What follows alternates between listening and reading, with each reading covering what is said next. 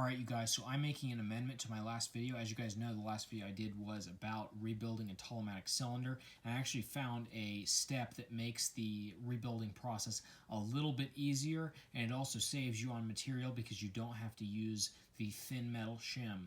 So a friend was actually talking to me about how you can rebuild a Chicago air cylinder or a C&V cylinder by taking the end cap off along with the nose cap. And I found that really interesting, and I'll show you guys. I essentially applied that same principle to rebuilding the Tolomatic cylinder. So as you guys can see right here, and I sort of discussed this in the last video, I've got these two U-cup seals, and the issue, you guys can see how this seals the cylinder. These flare out a little bit, and whenever they're inside the body, they press up against the walls of the cylinder to make the seal. Now, there's not enough, I guess, play or flexibility in the U-cup that you can actually just shove this in because you have that flare on the edge. So what do? Well, in the last video I showed you guys I used the shim, and the shim basically allows you to get that flare to compress, and it will go into the cylinder body. Alright, so now I will discuss the method that allows you to totally avoid the shim entirely, saves you material, and then also saves you the time of having to do that.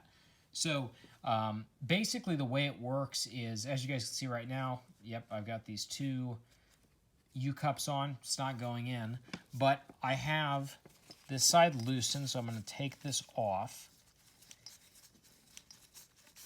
And what I'm going to do is I'm going to take this seal off. This is really the only seal that's preventing it from going into the body. So, because this is compressed on this end, so I can just shove that in. So what I'm going to do next is to drive it through all the way through the body.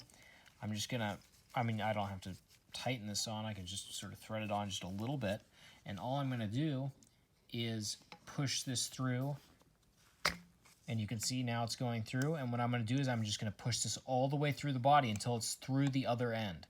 Now, if you're doing this, make sure you don't press it all the way through the other end, and I'll show you why.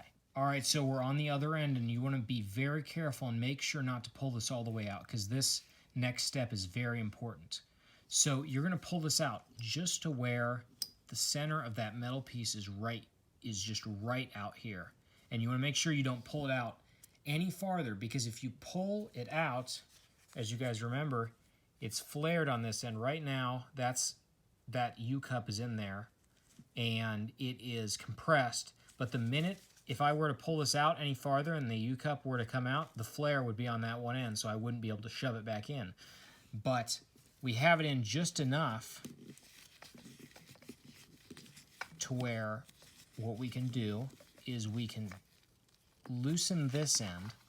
I'm just going to put this seal on now, and you can see that just like the other side, that flared section of the U-cup is now facing this way, and the compressed section is here.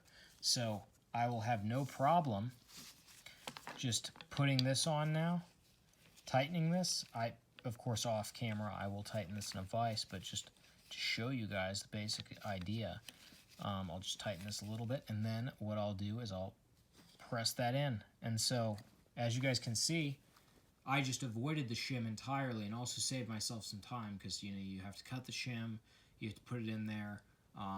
So yeah, that's one of the things I wanted to sort of amend in that video, because this is a real time saver and also a material saver.